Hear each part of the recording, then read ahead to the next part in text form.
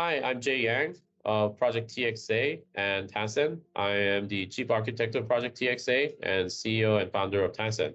So I'd like to now talk about some updates for Project TXA. I am working on providing a longer, form description of all of the things we're building. But here is a kind of short summary of the milestones that we have set for ourselves. First thing is to release a full specification of the settlement data providers so that software developers outside of the company or project can build their own implementation of settlement data provider. The full specification that is, cleanly communicating what the intent of the software is, how should it be communicating with rest of the infrastructure, and so on and so forth. I think that that'll provide more assurance that okay, we want client what's called in the industry client diversity, meaning that we don't just want one kind of implementation. We want multiple kinds of implementation that does the same thing. So that if something it was not implemented correctly, it's not a systemic failure. So we think that that's very important. So that's why we're going to update our white paper with increased details on how to write this thing called settlement data provider. So within next 3 months, there is going to be a open alpha that is deployed on testnet for Tassen Exchange, which is a one kind of exchange that can operate on top of the TXA's decentralized settlement layer. And Tassen exchanges, or what we, more specifically, it's HDEX, uses the settlement protocol, or what we call cross-chain settlement protocol. And that cross-chain settlement protocol details are going to be also updated in the updated white paper and technical sections of it. We would like to get community feedback and understand what their concerns are and describe cleanly what interaction between the exchange trader and the settlement layer is. We believe that the current white paper is pretty good, but it's not good enough. So we're going to continue to update and improve it.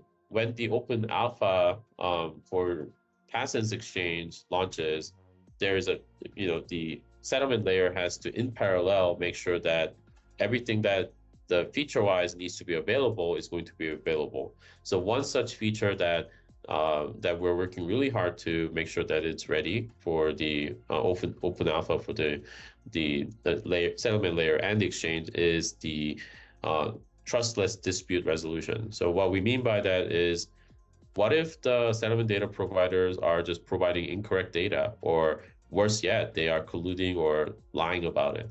How do we make sure that that doesn't happen? And then how do we make sure that entities that are providing incorrect values are slashed in terms of not being able to settle in the future, and so on and so forth. So meaning detecting fraud and preventing fraud. We think that we have a pretty good system in place now, which involves utilizing multiple metadata about the trades, as well as like what is the context surrounding those trades. So one such thing that we're trying to do now is to understand the replayability of some of these events, so that we know certain balance updates should have been done correctly, or certain trades should not have been executed, or whatever, what else have you.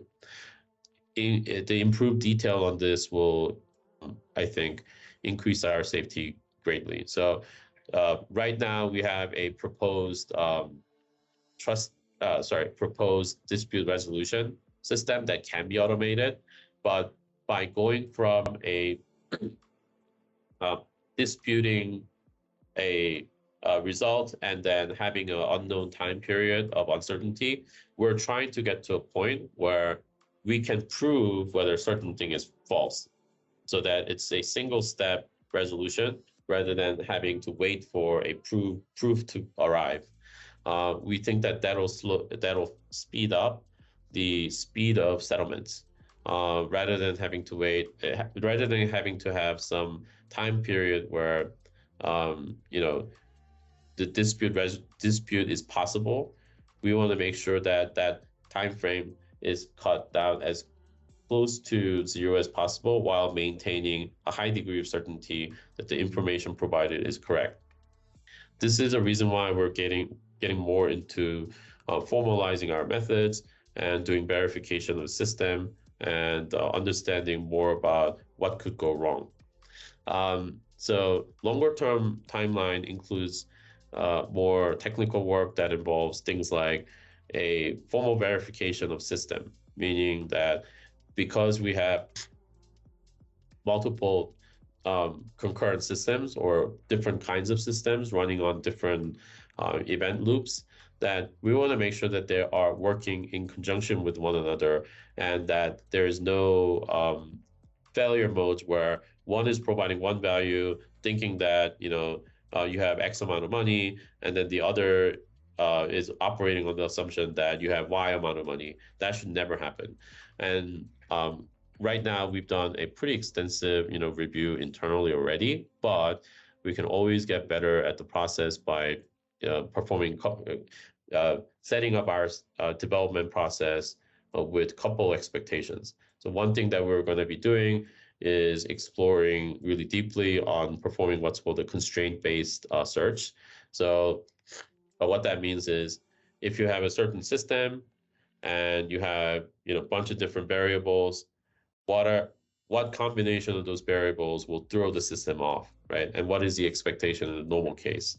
So it's not a full proof that the system works. There's very small space that we might never get to explore because it's just there are so many variables, but it gives us better assurance and understand more about the system. So that's the constraint-based search that we're going to be performing using a tool called TLA Plus or similar tools like that. We're also exploring possibility of writing the core logic for settlement data providers and the settlement contracts in a higher level language or more formal language that allows for mathematical verification that certain events will never happen. I mean, having that kind of assurance will be enormously valuable because we have mission critical system that impacts many people's money, right? And they are open source. And so we have to absolutely make sure that things run as expected. And these, what I mean by writing core logic in a more mathematically formal programming language is something like Idris or Haskell, where the nature of the programming language makes it easier for one to prove that certain events will never happen because of its proximity to formal logic. Now, when we do that, then it will have to be compiled into language that is more suitable for faster runtime.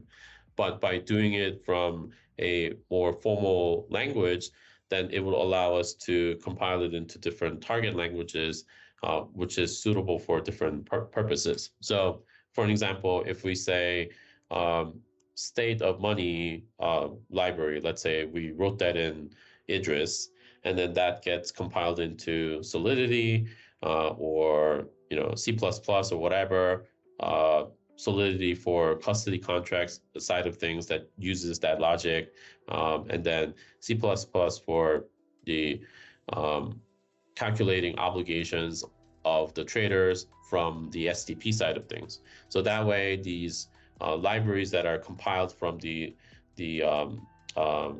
more formal language, you have a higher assurance that things are done correctly. Next thing that we intend on doing is performing a lot of internal and then scheduling for external audit of all of our open source code, as well as to perform in a separate, audit, perform API level audit and the backend audit for the TASN's hybrid decentralized exchange, so which is a closed source one.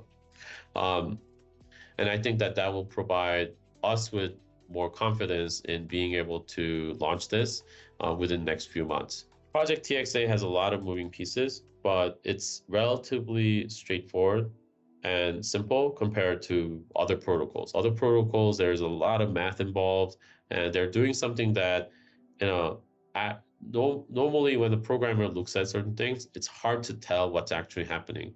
And it's hard to tell, change of state, and it's hard to tell what the assumptions behind these things are.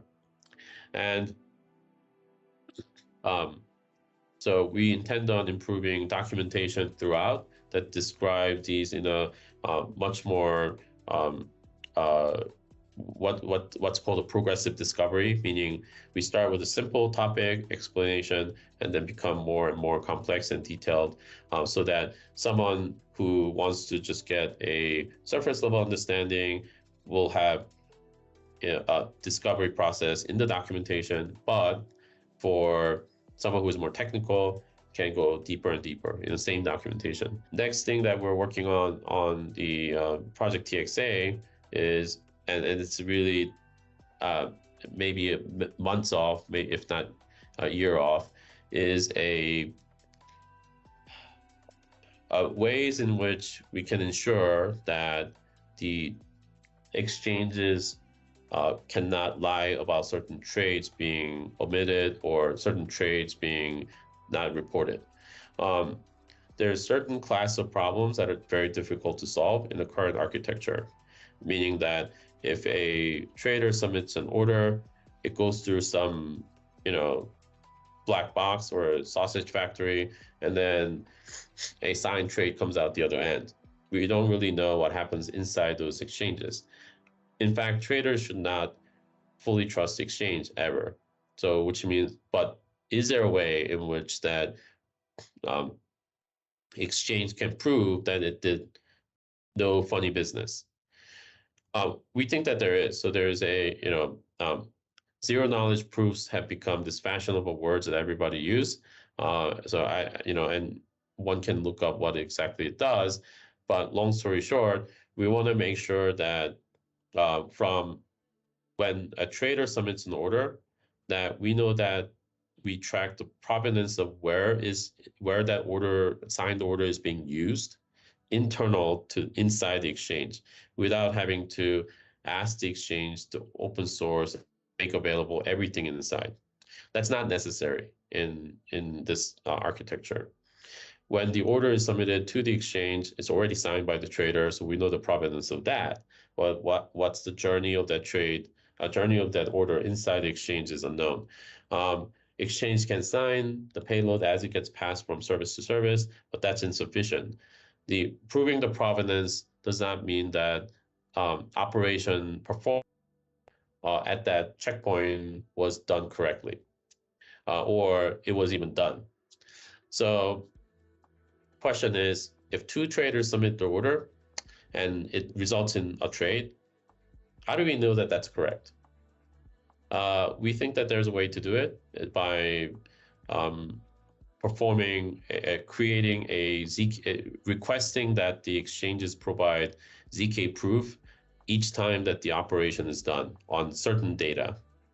And which means that the inputs come in to an exchange's service, and that the output needs to have a ZK proof that this operation was performed exactly as a trader would expect. And that ZK proof will then continue down the road, and settlement data providers would also receive that, and they will record it so that SDPs know that the exchange did the right thing. Finally, because when everybody's running their own SDPs, we also don't know whether when SDPs receive a trade, they recorded it properly, and then when they're asked to create an obligation, they calculated it correctly. Now, that is an easier problem than the exchange, because there are other ways in which that you can do fraud proof without resorting to zero knowledge proof. But we still think that it's safer to have multiple ways in which that certainty is arrived at. or uncertainty is removed. So by doing that, we can, we're increasing the threshold for like what we consider like, acceptable. And all of these work is being explored, and we're working on. But for the immediate future, when we do alpha release, the settlement layer is going to be able to take deposit, is going to reflect the status of the deposit so that the participant interfaces can use it, and traders can on-chain request settlement and withdraw. And then next is also allowing cross-chain settlements. So one can trade, ETH for, I don't know, Avalanche or Ava or whatever, right? On their native chains. And we also are working really diligently to make sure that there's ways in which that traders can use a single wallet to sign for wallets in different chains. Process we're calling delegation. And that way, when a trader lands on an exchange, a trader does not have to constantly keep, switching wallets to sign requests that goes into exchange and gets picked up. So we think that all of these things are crucial before being able to, process any money. So that's why we're taking time. That's why we're making sure that we do this correctly. We think that um, the exchanges should focus on certain things, and that is providing best possible user experience, fastest order matching engine. On a more recent note, we think that what we're building solves a whole class of problems that arise from exchanges custodying clients' money. Creating a non-custodial exchange, I think, is superior. Creating a non-custodial exchange that is faster than most exchanges out there is even better. And that's what we're aiming to do with Project TXA and our partners. Yeah, so thanks for joining me for a quick chat. And again, Hassan and Project TXA were dedicated to building a solution for traders that's not going to require traders to trust the exchange in order for them to be able to trade. We're also building a solution that is fast so that price discovery can happen quickly while ensuring that traders have their self-custody of their own money and not have to rely on the largesse or virtue of the exchange operators in order for them to be able to say, I'm not worried about my money, the funds are safe. So thanks again for supporting Project TXA and Tassin. So again, we can't do this without the community support. And so every day I'm very thankful that we have some of the best informed minds out there helping us design these things.